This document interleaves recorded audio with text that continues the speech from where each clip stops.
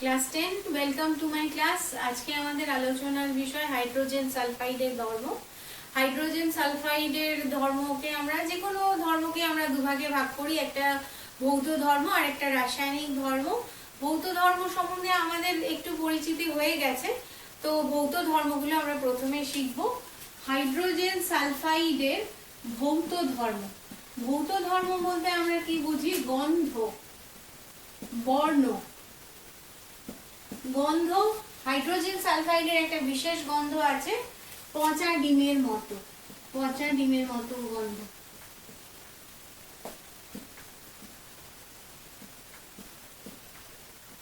বর্ণ নেই, বর্ণহীন, জলে দ্রাব্য, ঠান্ডা জলে দ্রাব্য। অ্যালকোহলের দ্রাব্যতা আর একটু বেশি।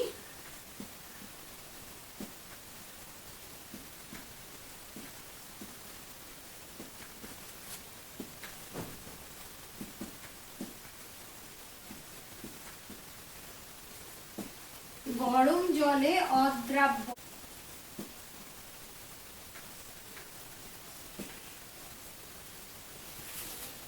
তাহলে দ্রাব্যতা, ঠান্ডা জলে দ্রাব্য, অ্যালকোহলের দ্রাব্যতা আরেকটু বেশি, গরম জলে অদ্রাব্য।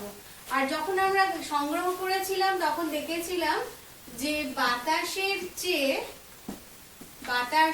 চেয়ে 1.2 গুণ ভারী। রাসায়নিক ধর্ম। রাসায়নিক ধর্ম আমরা প্রথমে যেটা আলোচনা করছি সেটা হচ্ছে ক্ষারের সঙ্গে বিক্রিয়া। ক্ষারের সঙ্গে বিক্রিয়া। H2S, এই যে দুটো হাইড্রোজেন আছে, দ্বিক্ষারীয় মৃদু অ্যাসিড। দ্বিক্ষারীয় মৃদু অ্যাসিড খুব গুরুত্বপূর্ণ। আচ্ছা, তো এইটা কি করে? এই যে দুটো হাইড্রোজেনই প্রতিস্থাপনযোগ্য, জলীয় দ্রবণে দুটো হাইড্রোজেনই স্বল্প পরিমাণে আয়নিত হয়। তো আমরা NaOH একটা ক্ষার, তার সাথে বিক্রিয়াটা দেখে নিই। এখানে দুটো ধাপে এই বিক্রিয়াটা ঘটে এবং দু রকমের লবণ উৎপন্ন হয়। প্রথম ধাপে উৎপন্ন হয় NaHS প্লাস H2O। এখানে একটা হাইড্রোজেন প্রতিস্থাপিত হয়েছে এবং একটা হাইড্রোজেন রয়ে গেছে, এর নাম সোডিয়াম বাইসালফাইড। Sodium bisulphide. দ্বিতীয় ধাপে কি হবে? NaHS plus H2S equal to Na2S plus 2H2O। এই লবণটির নাম সোডিয়াম সালফাইড।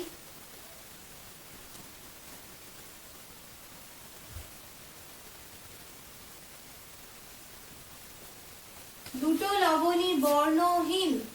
লবণের নাম প্রথম ধাপে উৎপন্ন হলো একটা অ্যাসিড লবণ, তাতে একটা হাইড্রোজেন রয়ে গেছে, তার নাম সোডিয়াম বাইসালফাইড।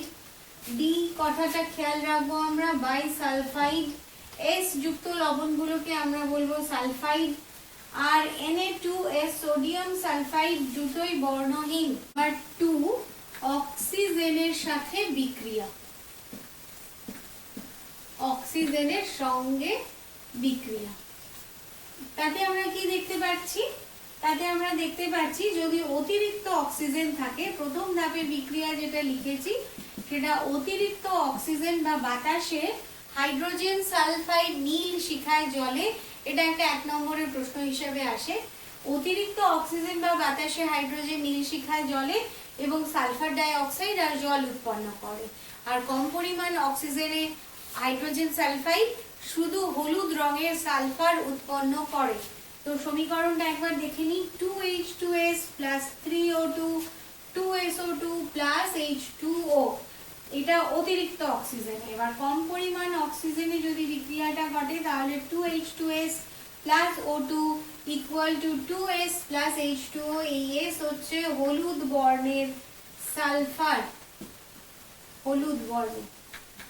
ধাতব লবণের মধ্যে আমরা যদি হাইড্রোজেন সালফাইড চালনা করি তাহলে সেই লবণের ধাতব সালফাইড অধক্ষিপ্ত হয় এবং এই সালফাইডের অধক্ষেপের রং দেখে আমরা সেই লবণটাকে চিনতে পারি। এগুলো আমাদের পরীক্ষাগারে H2S এই লবণগুলোকে চিনতে সাহায্য করে। তো যেমন দেখা যায় যে CuSO4 এর নীল বর্ণের দ্রবণ, CuSO4 এর দ্রবণের রং নীল, নীল বর্ণের দ্রবণে যদি H2S চালনা করা যায় তাহলে CuS কপার সালফাইডের কালো অধক্ষেপ উৎপন্ন হয় প্লাস H2SO4, তাহলে কপার সালফাইডের কালো অধক্ষেপ উৎপন্ন হয়।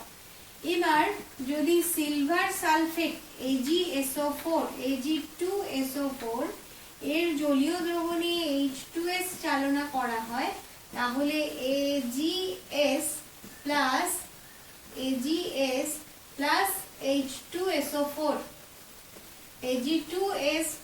Ag2SO4 উৎপন্ন হবে।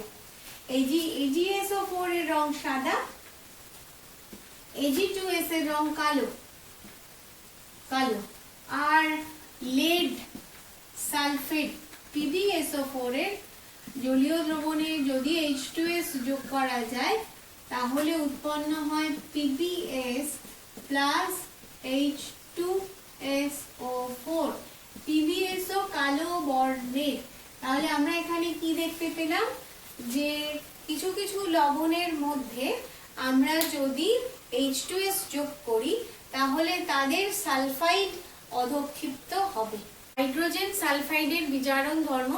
হাইড্রোজেন সালফাইড একটা বিজারণধর্মী গ্যাস। পটাশিয়াম ডাইক্রোমেটের মধ্যে অম্লীকৃত মানে অ্যাসিডযুক্ত পটাশিয়াম ডাইক্রোমেটের মধ্যে যদি H2S চালনা করা যায় তাহলে H2S নিজে জারিত হয়ে সালফারে পরিণত হয় এবং পটাশিয়াম ডাইক্রোমেটকে বিজারিত করে ক্রোমিক সালফেটে পরিণত করে, সবুজ বর্ণের ক্রোমিক সালফেটে পরিণত করে।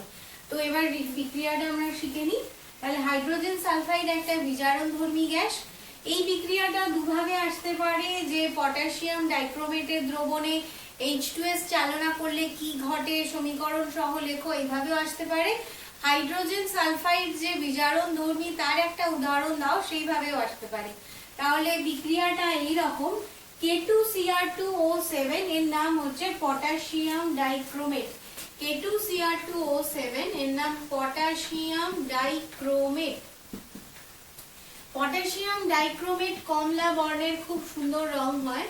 Potassium dichromate K2Cr2O7 plus 3H2S মানে হাইড্রোজেন সালফাইড প্লাস 4H2SO4। যেহেতু আমরা এই দ্রবণটাকে অ্যাসিড যুক্ত বা অম্লীকৃত করেছি, করলে উৎপন্ন কি হবে? সাদা বর্ণের পটাশিয়াম সালফেট, এর নাম হচ্ছে পটাশিয়াম সালফেট। আচ্ছা, এটা সবুজ বর্ণের, এর নাম chromic sulphate.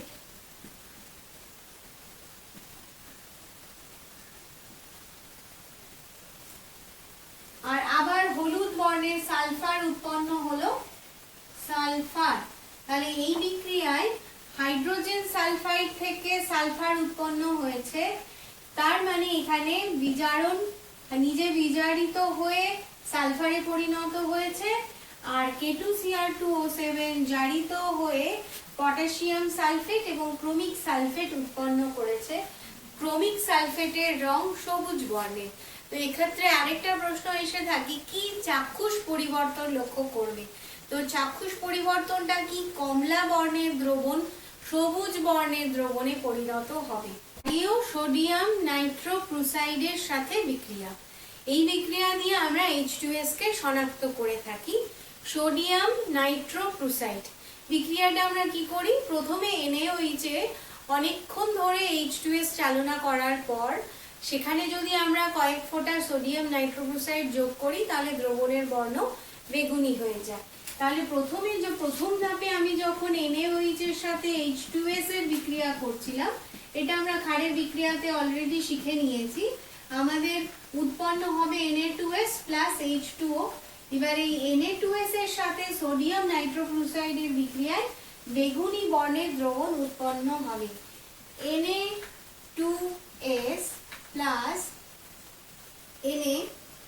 NaFeCN whole 5NO, এটা একটা জটিল লবণ, এর নাম সোডিয়াম নাইট্রোক্লোরাইড। Na2FeCN5NO, এটা হচ্ছে সোডিয়াম নাইট্রোক্লোরাইড। উৎপন্ন হবে আমাদের Na4FeCN হোল 5NOS, এটাই হচ্ছে নাইট্রোক্লোরাইডের সংকেতটা ছিল Na2FeCN হোল 5NO, এটা সোডিয়াম নাইট্রোক্লোরাইড, সঙ্গে Na2S উৎপন্ন হবে। এই যে Na আর Na যুক্ত হয়ে Na4, আমাদের এটা মনে রাখতে খুবই সোজা হয়ে যাবে, Na2 Na2 Na4, আর এই এসটা এখানে জুড়ে যাবে, তাহলে আমাদের দাঁড়াচ্ছে FeCN হোল 5NOS। এইভাবে আমরা এই বিক্রিয়াটা মনে রাখবো। আর কিছু বিক্রিয়া আমি আলোচনা করে নিচ্ছি, যেমন H2S এর সাথে ক্লোরিনের বিক্রিয়ায় উৎপন্ন হয় সালফার প্লাস 2HCl। H2S এর সাথে ক্লোরিনের বিক্রিয়ায় উৎপন্ন হবে সালফার প্লাস 2HCl। আরেকটি বিক্রিয়ার সাহায্যে আমরা H2S কে শনাক্ত করে থাকি, সেটা হচ্ছে লেড অ্যাসিটেটের সিক্ত কাগজ যদি আমরা টেস্ট টিউবের মুখে ধরি, যেখানে H2S গ্যাস নির্গত হচ্ছে, তো সেই কাগজটা কালো হয়ে যায়। কেন কালো হয়ে যায়? লেড অ্যাসিটেটের H2S আমি লিখলাম প্রথমে, লেড অ্যাসিটেটের সংকেত Pb, CH3COO হোল 2, এটা হচ্ছে লেড অ্যাসিটেট। এই সালফার এর সাথে জুড়ে গিয়ে PbS এর কালো অধক্ষেপ উৎপন্ন করবে, তাই কালো হয়ে যাবে। PbS কালো plus CH3COOH 2CH3COOH acetic acid, এটা একটা বিক্রিয়া। আরেকটা বিক্রিয়া FeCl3 এর সাথে, FeCl3 plus H2S equal to FeCl2 plus S plus HCl।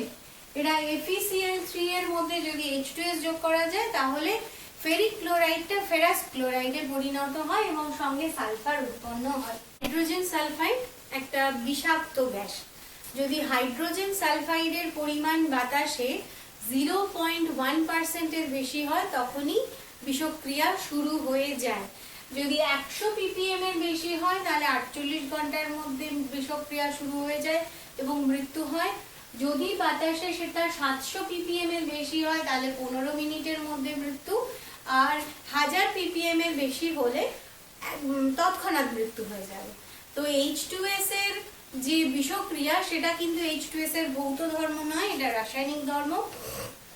H2S রক্তের লোহিত H2S এর মধ্যে যে সালফার আছে, লোহিত রক্তকণিকার সাথে বিক্রিয়া করে একটা জটিল লবণ উৎপন্ন করে এবং তার ফলে রক্তের বহমানতা হ্রাস পায়, তার মানে রক্ত অক্সিজেন পরিবহন করতে পারে না। এই বিষক্রিয়ার প্রতিষেধক হিসেবে আমরা কি ব্যবহার করি? ক্লোরিনের লঘু জলীয় দ্রবণ। এর একটু আগে আমি ক্লোরিনের সাথে H2S এর বিক্রিয়াটা তোমাদের শিখিয়েছি, যে ক্লোরিনের সাথে H2S এর বিক্রিয়ায় সালফার প্লাস HCl উৎপন্ন হয়।